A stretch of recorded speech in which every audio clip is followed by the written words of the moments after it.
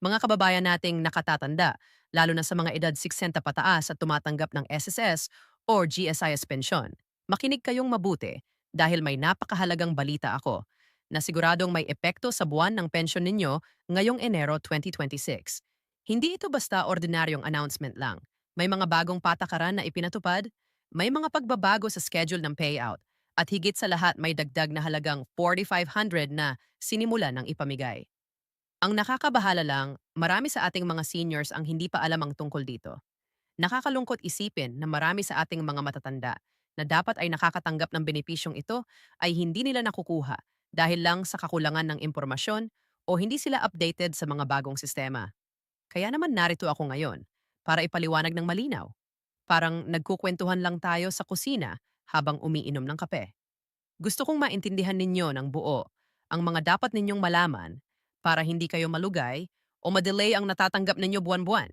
O, alam kong minsan nakakalito talaga yung mga bagong proseso, mga terminolohiyang teknikal o yung mga online na sistema na hindi lahat ay sanay gamitin. Pero huwag kayong mag-alala. Dahan-dahan nating pag-uusapan ang bawat detalye para mas malinaw ang lahat, lalo na ngayong patuloy na tumataas ang presyo ng mga bilihin, gamot, at kuryente. Alam nating lahat, bawat piso, malaking bagay talaga. Kaya makinig kayong mabuti. Tandaan ang mga detalye at siguraduhing nasusunod ninyo ang tamang proseso. Simulan natin sa mga updates ng SSS Pensyon para sa Enero 2026. Una sa lahat, yung regular na buwan ng pensyon ninyo, yung dati ninyong natatanggap kada buwan, ay tuloy pa rin at ibibigay base sa dati ninyong kontribusyon at sa formula ng SSS. Pero ngayong taon, may bagong adjustment na kailangang intindihin ng mabuti dahil ito ang magdidikta kung kailan ninyo matatanggap ang inyong pensyon. Ang dati halos lahat sa atin ay sanay na dumating ang pensyon bago o sa mismong ikawunor araw ng buwan.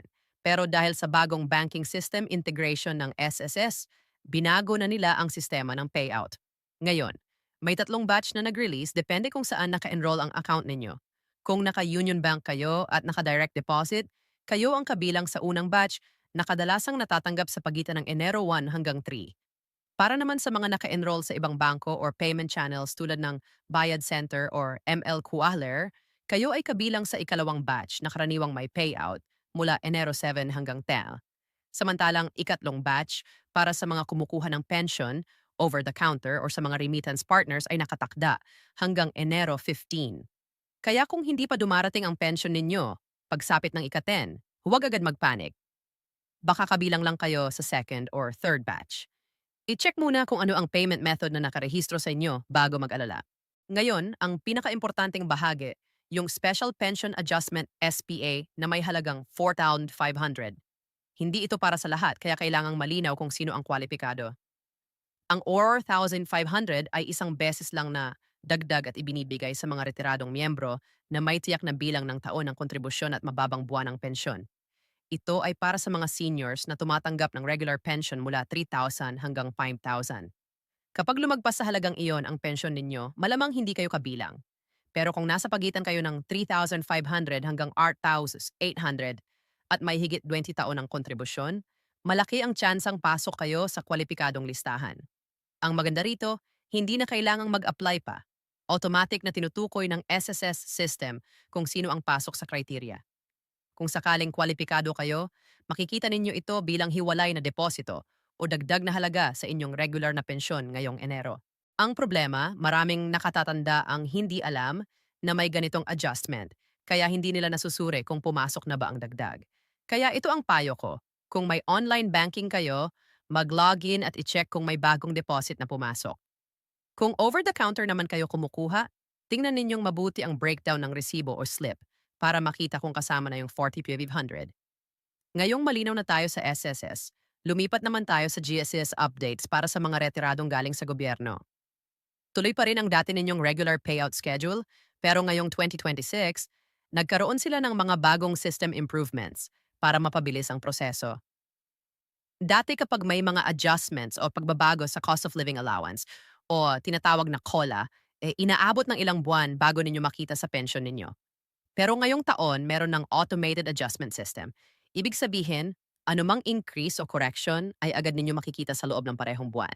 Ayon sa mga pahayag ng gobyerno, inaasahang may average increase na 800 hanggang on to 100 ngayong Enero, depende sa bracket ninyo. Halimbawa, kung ang basic pension ninyo ay 15,000, maaari kayong makatanggap ng dagdag na halos 1,000 o higit pa. Ngayon, may isang issue na dapat ding pagtuunan ng pansin, ang tinatawag na clawback o reduction. Nangyayari ito kapag may sobrang adjustment na ibinigay noong nakaraang taon at kailangang itama ngayong Enero.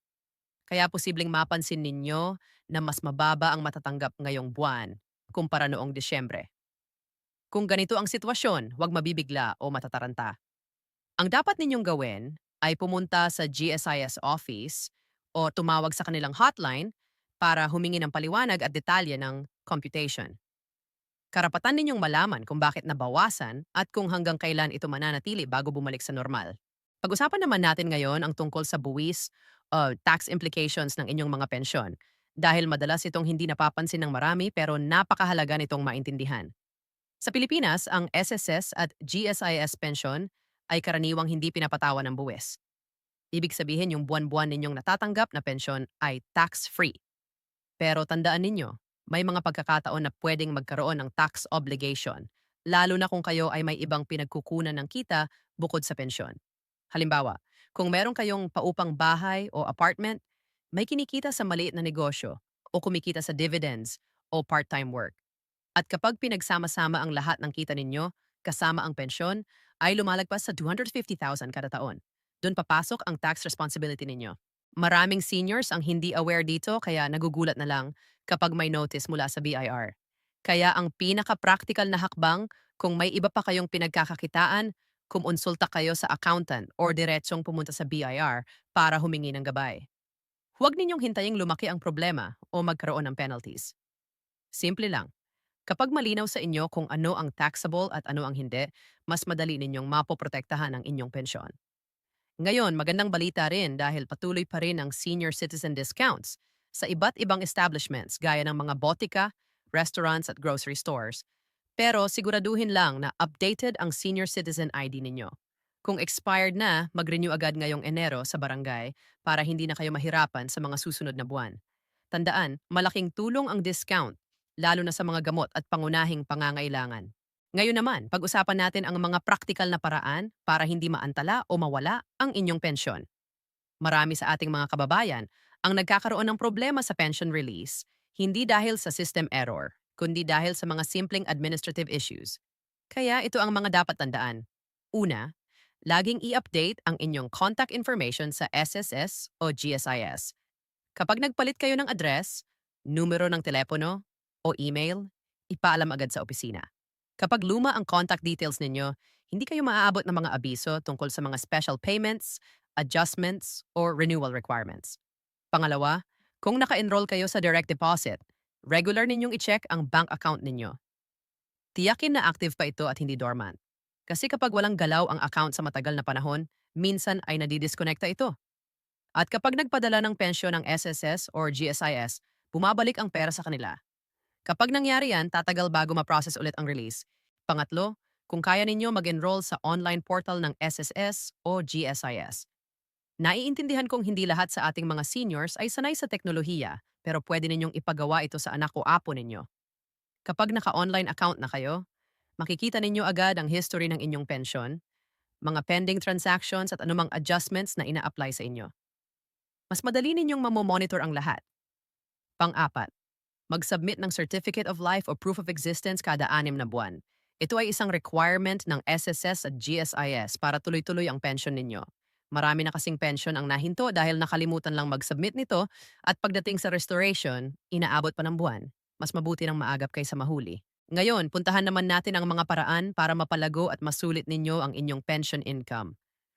Kung ang buwan ng pension ninyo ay nasa 5,000 pababa at meron pa kayong kakayahang maghulog, pwedeng ninyong pag-isipang magpatuloy bilang voluntary member ng SSS.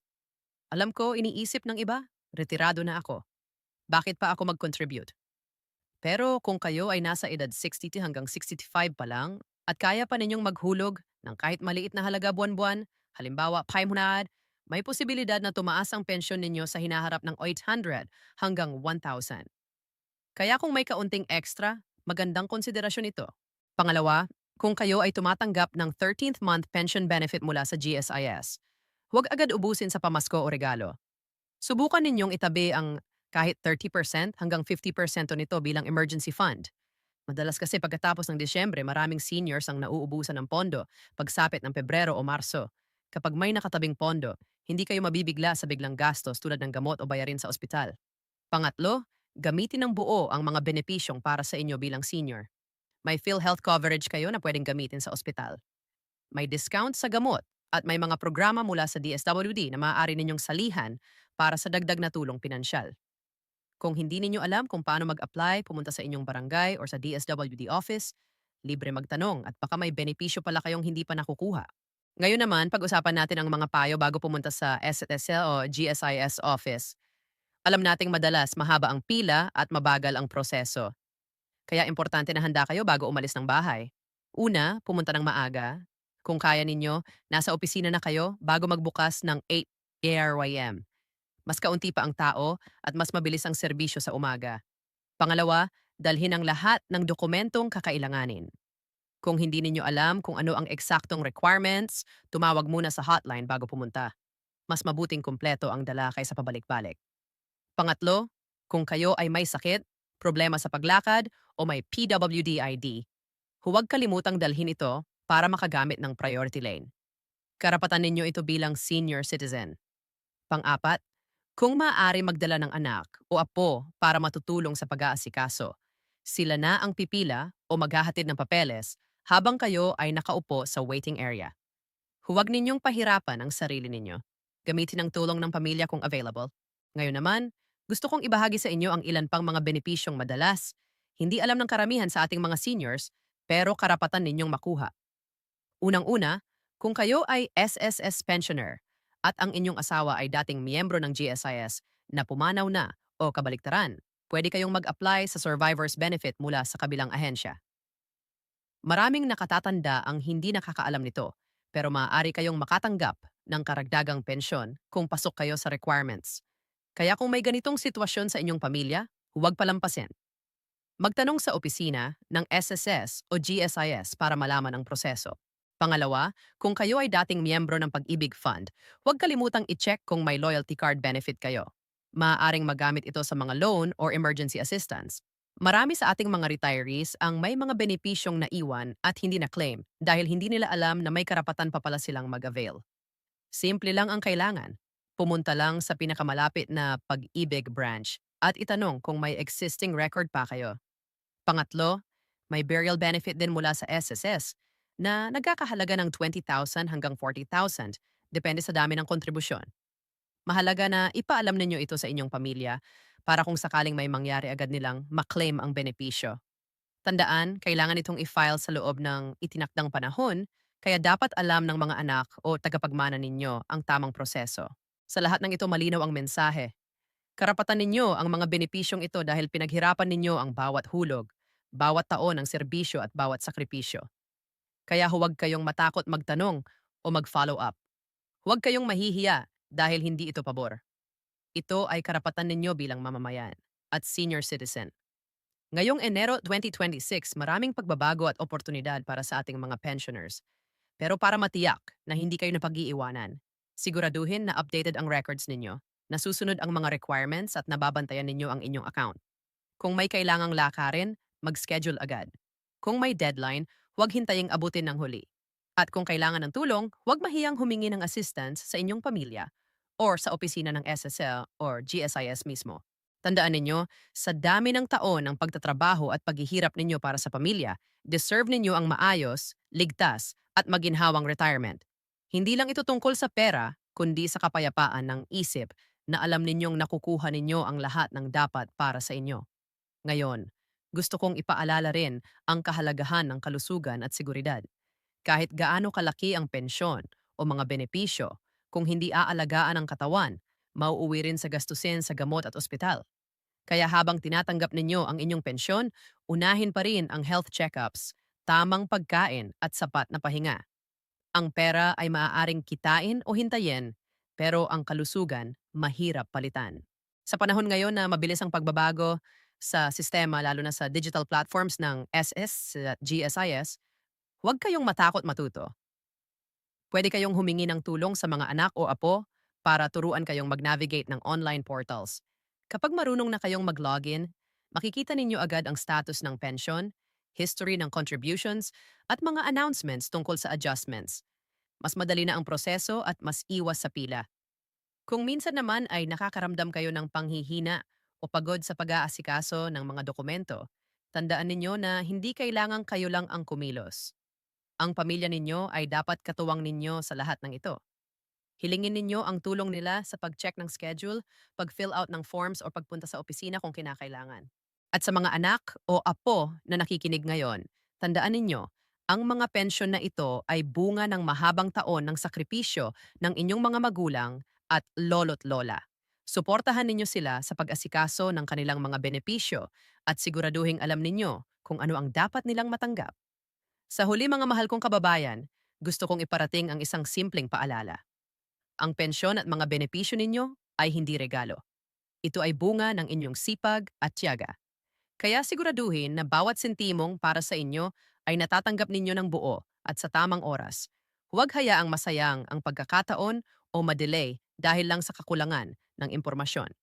Ngayong Enero 2026, habang patuloy tayong humaharap sa mga pagbabago, gawin nating mas maayos at mas malinaw ang ating sistema. I-check ang inyong accounts, i-update ang inyong records, at bantayan ang mga anunsyo ng SSS at GSIS. Kung may special payments, gaya ng 4,500 adjustment, siguraduhin na natatanggap ninyo ito. Higit sa lahat, ipagpatuloy ninyo ang pagiging maalam at aktibo sa pag-aalaga ng inyong karapatan. Ang gobyerno ay nandyan para tumulong, pero kayo mismo ang unang dapat kumilos para makuha ang mga benepisyong para sa inyo. Sa pagtatapos, maraming salamat sa inyong pakikinig at oras. Nawa nakatulong ang video na ito para mas maging malinaw sa inyo ang lahat ng tungkol sa inyong pensyon, mga dagdag na bayad at mga karapatang dapat ninyong tinatamasa bilang mga senior citizen.